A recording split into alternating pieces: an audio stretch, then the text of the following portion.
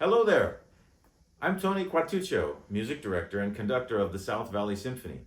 I am here to tell you a little bit about the concert that we have prepared for you on Sunday, October 12th at 3 p.m. at the wonderful Guglielmo Winery in Morgan Hill. So, I would like to go through with you some of the most beautiful pieces of music we have planned from all over the world. And if you stay with us, you'll get a little tour of each one that'll help prepare your experience as a listener in the wonderful setting at Guglielmo Winery for this concert. So stay with us. Music is a mirror. It reflects our fables, our heroes, our joys, and even the winding rivers of our national soul. This October, we invite you on a journey through sound. 4 works, 4 worlds, each offering a unique story told through the orchestra.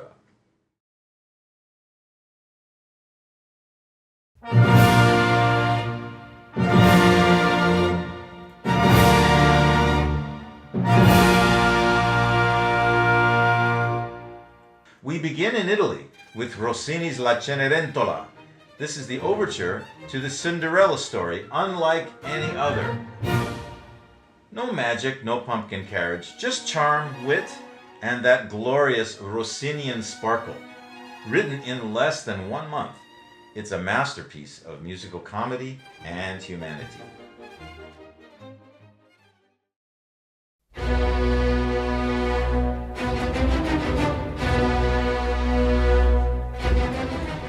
Then we cross into Russia, where Alexander Borodin composed his Symphony No. 2 between chemistry lectures.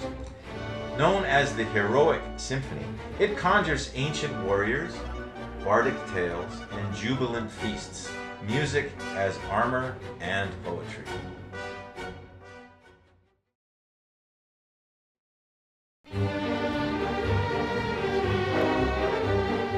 From there, we whirl into Hungary, not through geography, but through Johannes Brahm's imagination.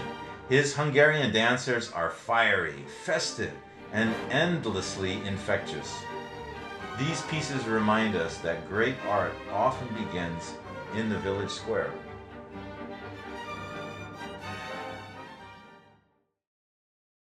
Let's take a closer look at Grofé's Mississippi Suite, our featured piece this afternoon, and in many ways, the emotional centerpiece of our concert.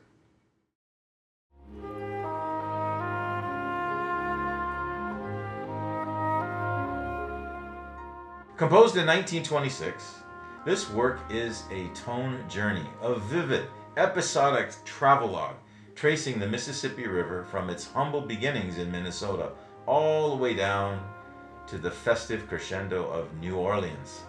Each of its 4 movements paints a sonic picture of a place, a people, and a moment in American life.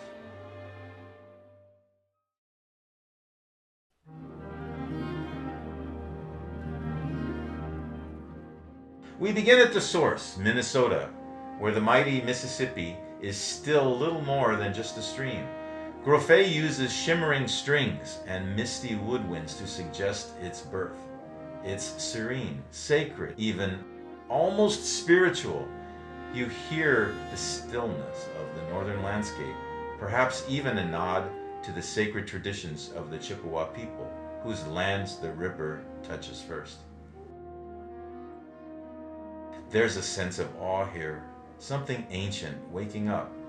It's not a stormy overture, it's reverent, and as if nature itself is bowing before what this river will become. And then, suddenly, the prankster appears.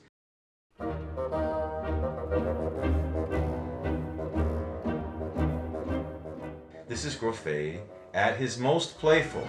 He gives us a musical portrait of Huckleberry Finn, mischievous, defiant, and gloriously free. The rhythms are jaunty, syncopated, full of unexpected twists and musical smirks. It's almost cinematic. You can hear the boy running barefoot across a log, skipping stones, maybe even skipping school. It's also worth noting that Grofé's writing in 1926 brings a kind of jazz-tinged swagger to this Americana that was, at the time, uniquely modern. This isn't just nostalgia, it's vernacular music brought into the concert hall with flair.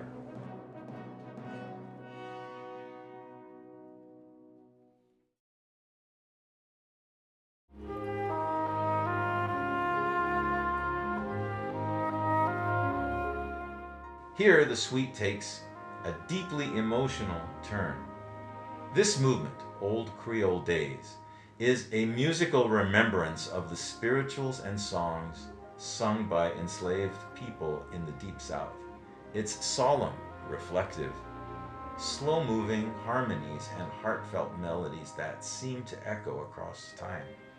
Grofé doesn't quote spirituals directly, but the texture evokes them unmistakably. You'll hear call and response figures, muted brasses, and a kind of lament woven into the orchestration.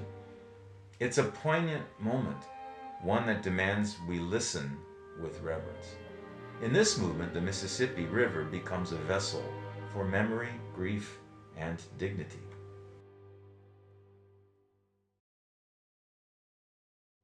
And then we dance. The final movement, Mardi Gras, is a riot of color and rhythm as the river spills into New Orleans and joins the celebration.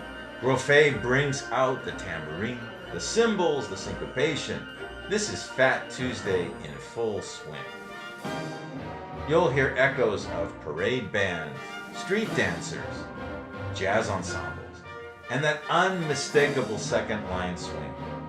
It's not just restrained, it's joyful, chaotic, and brilliantly orchestrated.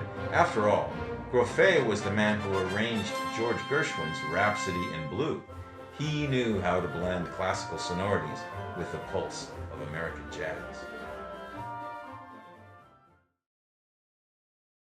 What I love about this piece is that it's not just descriptive, it's cinematic, it's alive. Each movement tells a story, but the river itself is through line. It begins as a whisper, builds into a voice, and ends in a chorus of culture, sound, and celebration. Grofé gives us not just a musical suite, but a panorama of American identity, one that flows from indigenous lands through folklore and history into celebration. It's a piece that reminds us of who we've been and maybe even whom we get to become. Also on this program, our assistant conductor, Miguel Ledesma, is going to bring another piece of music we won't announce here because it's going to be a surprise, but we will tell you, you will find it toe-tapping, and it will be from south of the border. Don't miss it. And now we invite you to hear the river for yourself.